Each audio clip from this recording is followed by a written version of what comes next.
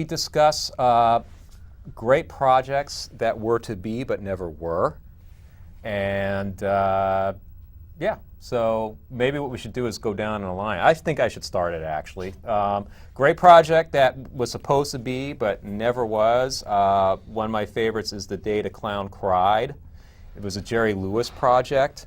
And actually it was shot. It was filmed. It was filmed. But apparently it will never be released. Jerry Lewis has it locked in some sort of safe in his mansion. God knows where that is. Supposedly, it's just it's a very rough cut. It's never been completed. I mean, it's been completed, but never really finished, like post-production sound and stuff. There's many varying factors to why it hasn't been released. Not to mention, well, the most important factor being the subject matter and the plot.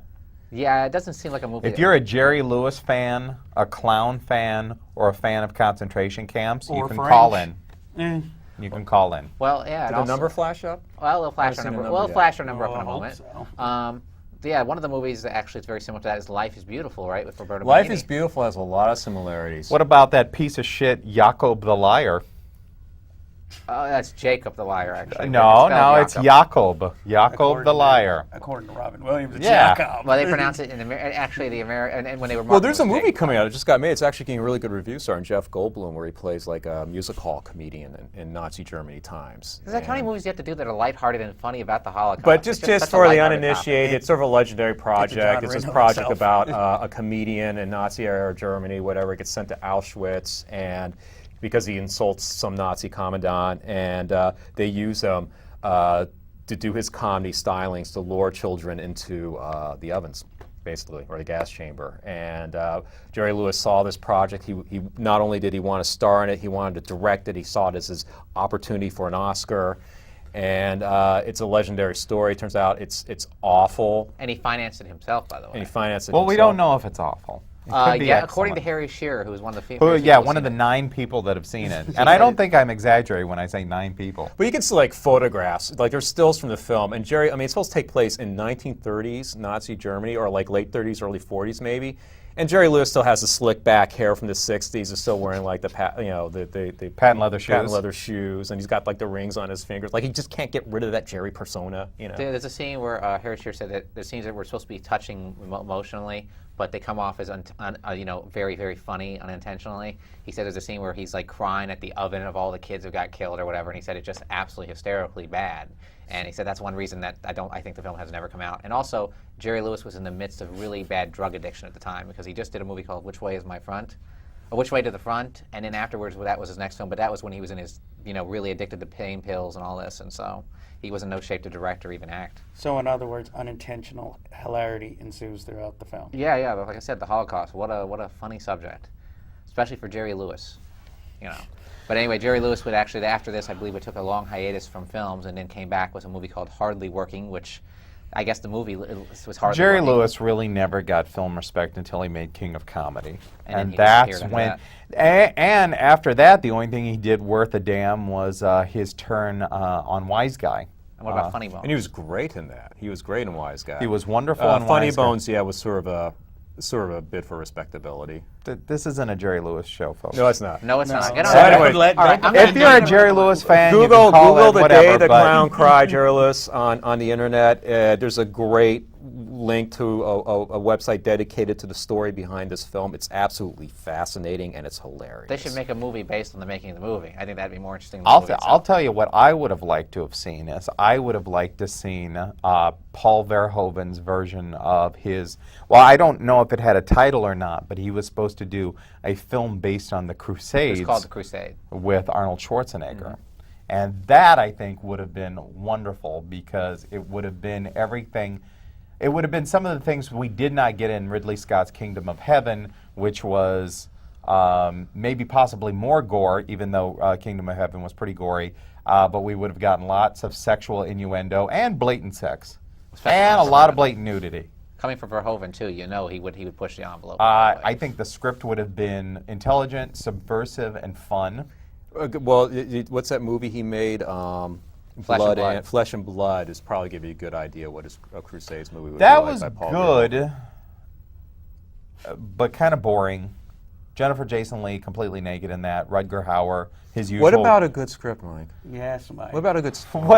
What about a good rape scene, Mike? We all like you're to see always the Actually, titties, definitely not. but It has a you good know. rape Redheads scene. coming. It has a good rape scene in that. Actually. So anyway, there you There's go. a good one, huh? I'm not into that sort of Paul Verhoeven, Crusade film. What about you, pal? Well, mine is a kind of double-edged one and probably stereotypical for me. It's actually Spike Lee's never got to make a Jackie Robinson biofilm, but also he also wanted to make a Joe Louis biofilm, and both of those never got made, even though he had Denzel Washington in line to star for the Jackie Robinson story, and he had Terrence Howard in line more for the Joe Louis story, and Those are two good choices, actually. Yes, and they were both actually co-written by Bud Schulberg, who is a notorious Legendary screenwriter. and that is why it is amazing that they never got filmed. And he had wanted to do it initially because Jackie Robinson's, I believe, his 50th anniversary of being in the major leagues was coming up, and he wanted to coincide with the same time, which would have been the perfect time for the film to come out. But unfortunately, the powers that be, the film never got made, and it was also, when you listen to his interviews, it sounds like these are two projects that he was really jazzed about and really,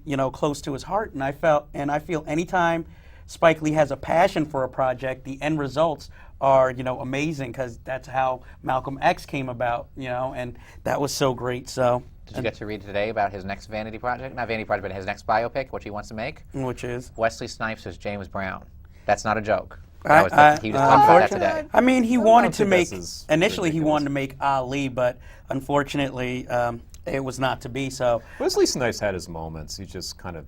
I just His can't experience imagine him as of downturn in James his Brown, career. man. Come on, It would could be you? an interesting off-kilter choice. I don't think which Wesley can Snipes work. is a bad actor. He's just really. But he's not kinda, for James Brown. He's kind of had like 10 years of. Him and Christian Slater have basically shared a career for the last 10 years, I think. I don't Well, it think. could be the comeback project he needs. I wonder if that rerun is still airing. Yeah, me too. Yeah, Terrence Howard would be a very good James Brown, though. I have to Gloria, say. can we get a signal if we're I still have live? no idea. Are we Or live, people? Are we just looking?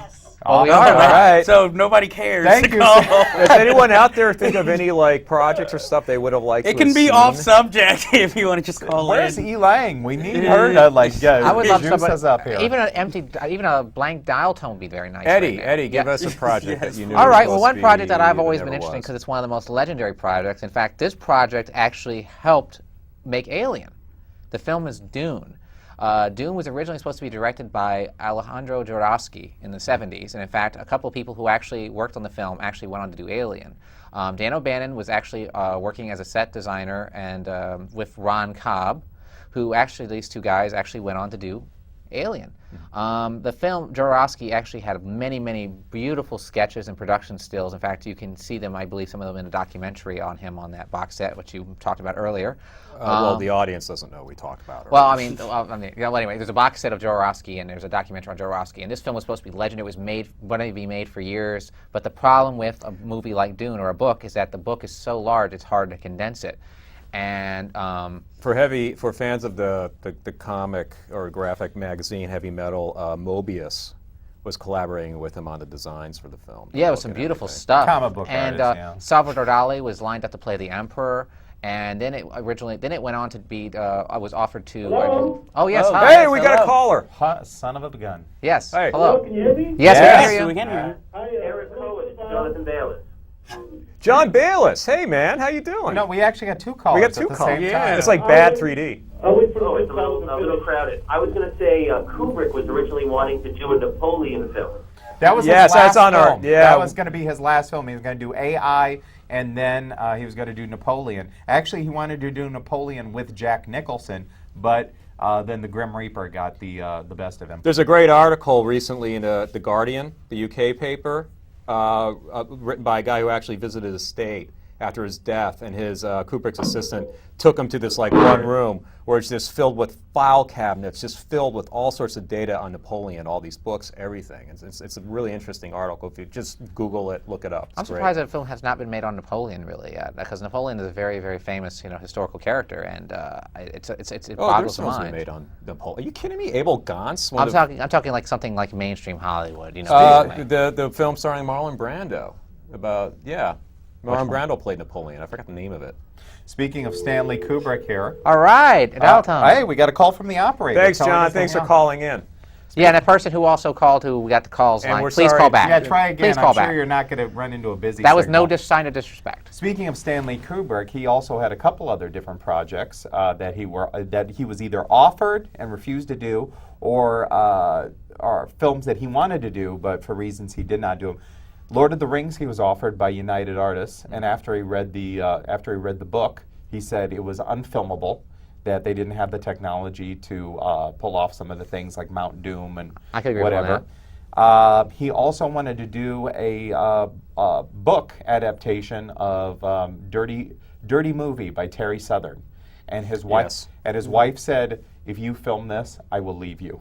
And he decided not to do Dirty It's Movie. a hilarious Since you guys novel. are It's really good. very big Kubrick fans, I remember reading an article in the 90s where he talked about a project that he was filming where he would film an actor, like a boy actor growing up. This could have been AI, I'm not sure. It was AI. He filmed him every 2 years, and then after he saw Jurassic Park, he completely scrapped the entire project. Well, he just realized that the technology he wanted to make AI with a real boy robot. By the way, folks, we are going to do a Kubrick episode. Yeah. Yeah, And, eventually. and luckily enough, they got as close as they could with Haley Joel Osment, the hatchet-faced little mook, who is as close to a Jesus. human robot as you can get. Well, it's a shame that Spielberg had to ruin it.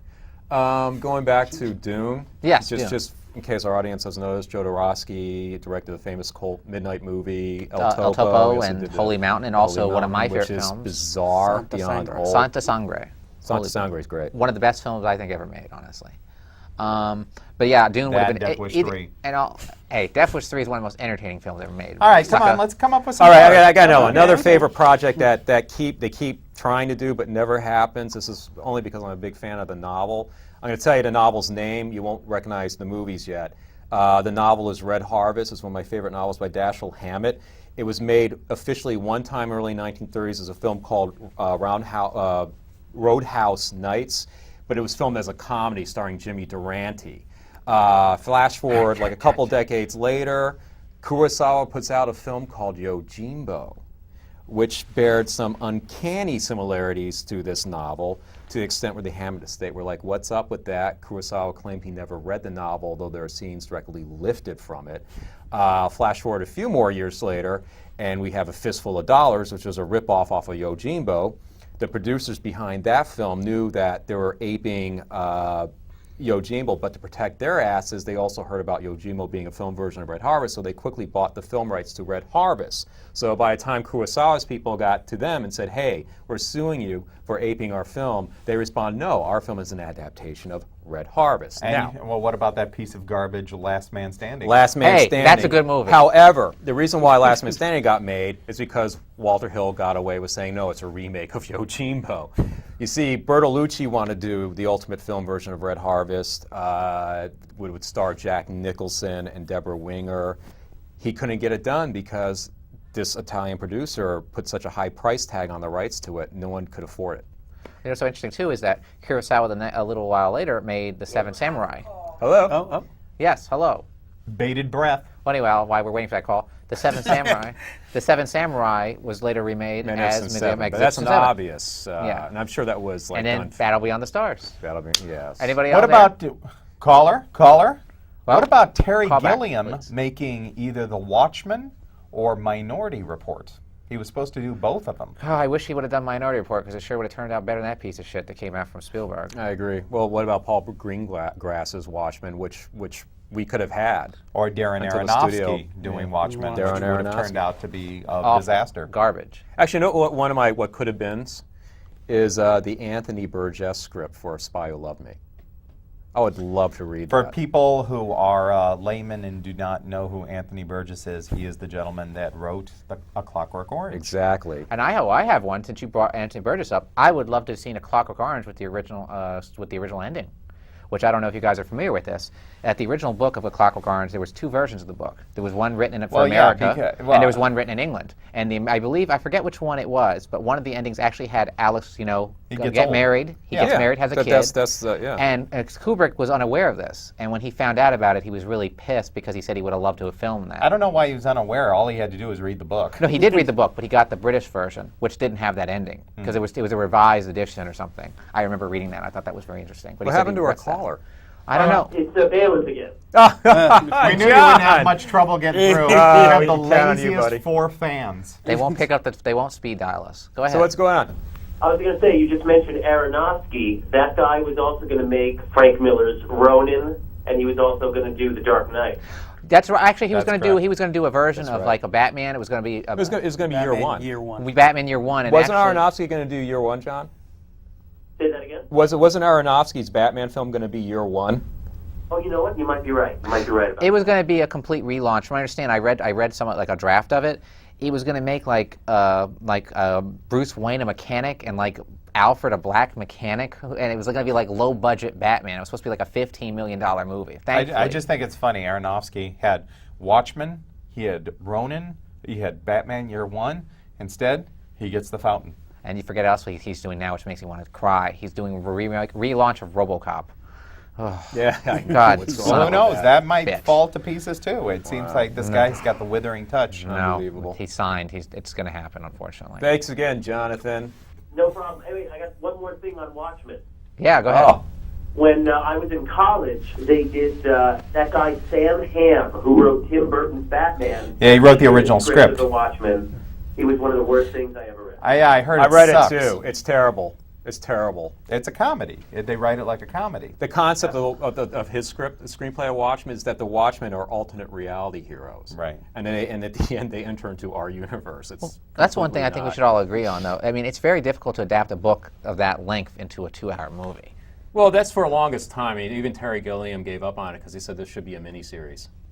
So it'll be interesting to see what Snyder does with it. Well, that's what happened with The Stand. The Stand, I don't know if you're familiar with Stephen King's version of The Stand. George was Romero. Sorry. Well, Stephen King was for years trying to adapt the movie because the book is about, If you're a God, Stephen it's King huge. fan, you can call in. It's you huge. lazy motherfuckers. And for years they tried to condense it into a 2-hour version because George Romero was supposed to direct it. It just couldn't happen. So then they went to Mick Garris and they made it into a TV miniseries, and it was a 4-part miniseries. However, apparently, J.J. Abrams is going to do The Stand.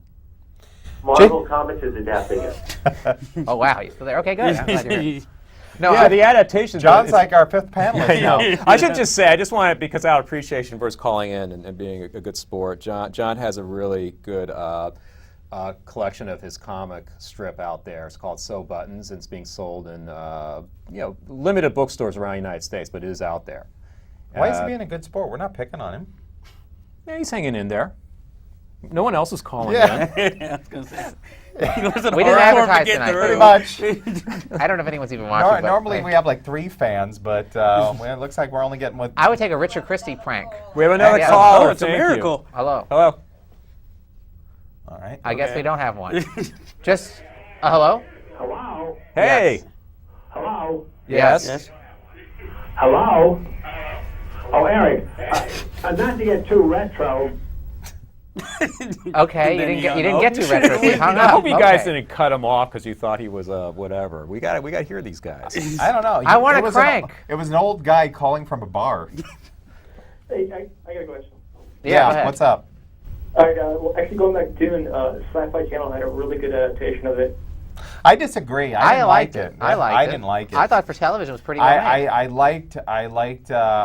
It sounded like some barroom tough was doing the narration. It just sounded weird. I didn't mind the paintings at the beginning to give kind of the history of that. No. He's talking about the remake for Sci-Fi Channel with William Oh Hurt.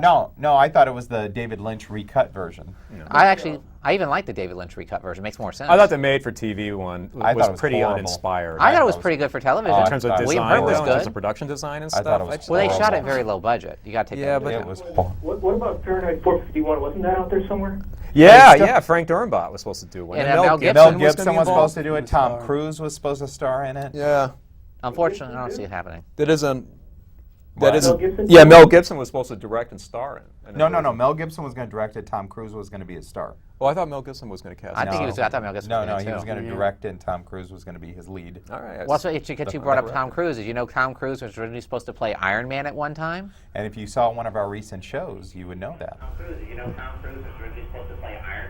Oh, fuck you for cutting me off. Oh, I'm sorry. Okay, what the fuck was that? Oh, that was the old guy going, not to be retro.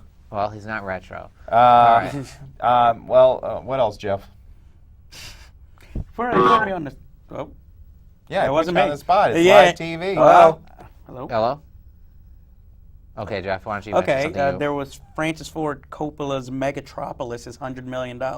Yeah, so star Clive Owen, right? Yeah, but I thought it would have been better made if it was made maybe more while Francis Ford Coppola was in his prime instead of now when he's more of a for-hire director. I just don't feel like he has the vision and the passion anymore. He's not even a for-hire director. He's a winery guy now. Well, yeah, because he made that film Youth Without Youth, which I wouldn't make anybody sit through unless you're really part of his family. Because really, That it's not, bad, huh? Yeah, it's not that great. Even though Tim Roth is in it, but it's him going through an experimental phase, and it's just if this is the type of product he's going to put out right now, maybe it's better that that film never got made currently. It's sad because you think of Coppola, not to go on a tangent, but Coppola did 4 films in the 70s.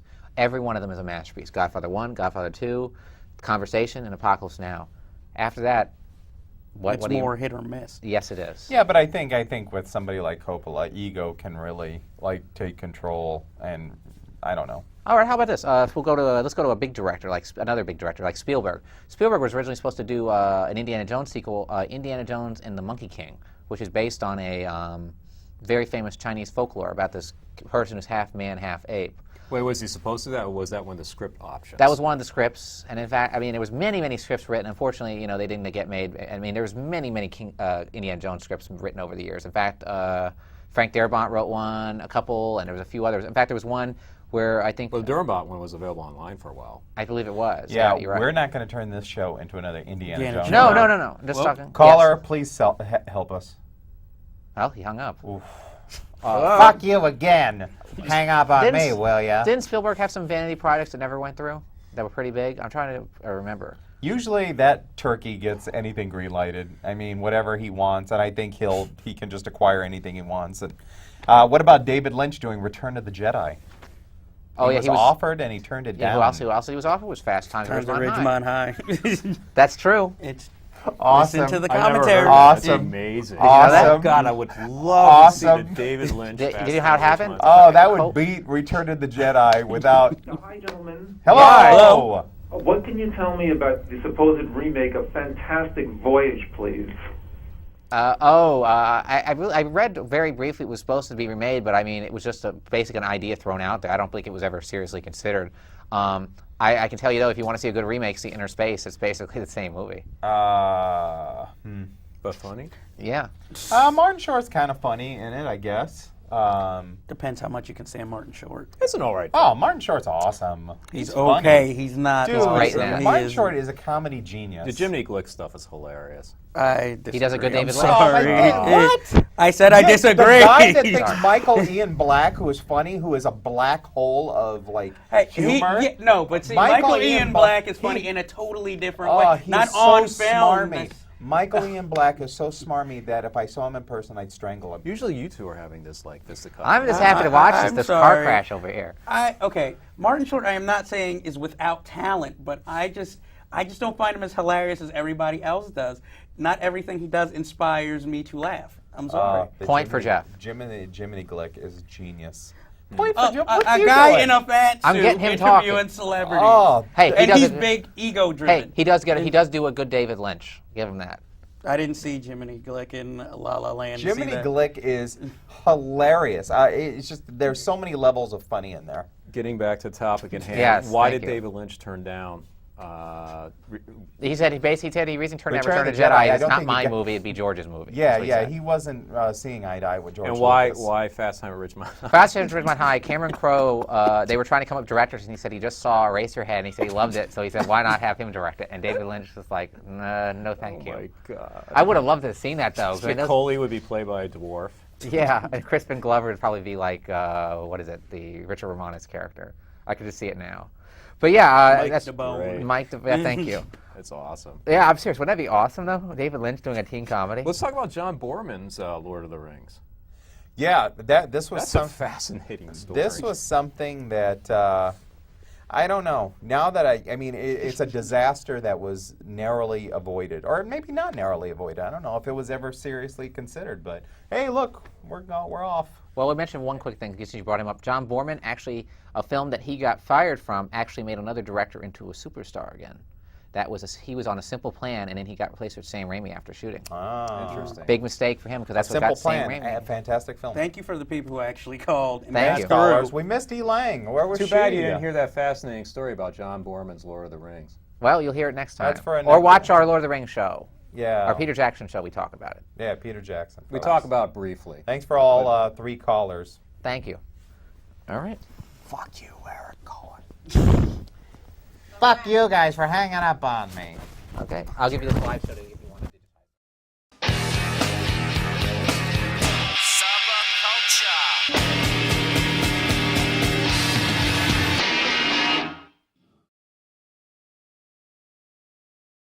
You know, they Patent leather shoes. patent leather shoes, and he's got like the rings on his fingers. Like he just can't get rid of that Jerry persona. You know. There's a scene where Harris Shearer said that there's scenes that were supposed to be touching emotionally, but they come off as very, very funny unintentionally. He said there's a scene where he's like crying at the oven of all the kids who got killed or whatever, and he said it's just absolutely hysterically bad. And he said that's one reason that I think the film has never come out. And also, Jerry Lewis was in the midst of really bad drug addiction at the time because he just did a movie called Which Way Is My Front? Or Which Way to the Front? And then afterwards, well, that was his next film, but that was when he was in his, really addicted to pain pills and all this, and so he was in no shape to direct or even act. So in other words, unintentional hilarity ensues throughout the film. Yeah, but like I said, the Holocaust, what a funny subject, especially for Jerry Lewis, But anyway.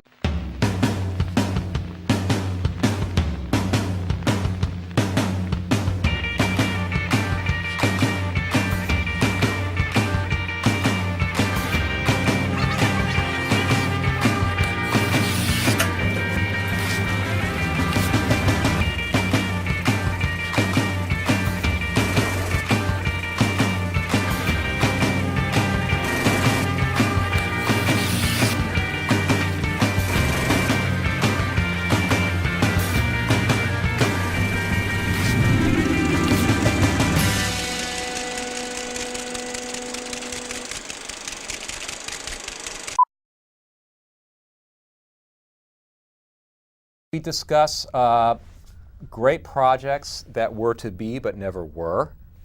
And yeah, so maybe what we should do is go down in a line. I think I should start it actually. Great project that was supposed to be but never was. One of my favorites is The Day the Clown Cried. It was a Jerry Lewis project. And actually it was shot. It was filmed. It was filmed. But apparently it will never be released. Jerry Lewis has it locked in some sort of safe in his mansion. God knows where that is. Supposedly, it's just it's very rough. It's a very rough cut. It's never been completed. I mean, it's been completed, but never really finished, like post-production sound and stuff.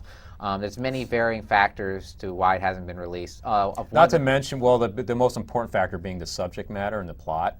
Germany, whatever, gets sent to Auschwitz, and because he insults some Nazi commandant, and they use him to do his comedy stylings to lure children into the ovens, basically, or the gas chamber. And Jerry Lewis saw this project. He not only did he want to star in it, he wanted to direct it. He saw it as his opportunity for an Oscar.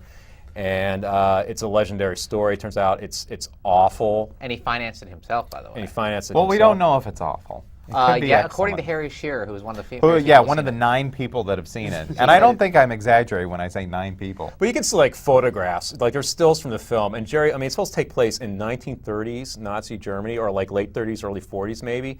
And Jerry Lewis still has the slick back hair from the 60s. Is still wearing like the Yeah, it doesn't seem like a movie. If you're a Jerry Lewis fan, a clown fan, or a fan of concentration camps, you Or can French. call in. You can call in. Well, yeah. Did and the also- number flash up? Well, it'll flash our seen the number. number Well, it'll yet. flash our number up in I a hope moment.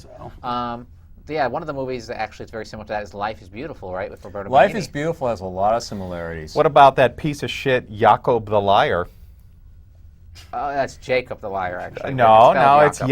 Jacob. Jacob the liar. According to Robin Williams, it's Yeah. Jacob. Well, they pronounce it in actually the American, and when they were Well, marketing there's a it was movie Jacob. coming out. It just got made. It's actually getting really good reviews. Starring Jeff Goldblum, where he plays like a music hall comedian in Nazi Germany times. There's how many movies you have to do that are lighthearted and funny about the Holocaust? But It's just such a for the lighthearted uninitiated, topic. it's sort of a legendary project. John It's this Reno project himself. about a comedian in Nazi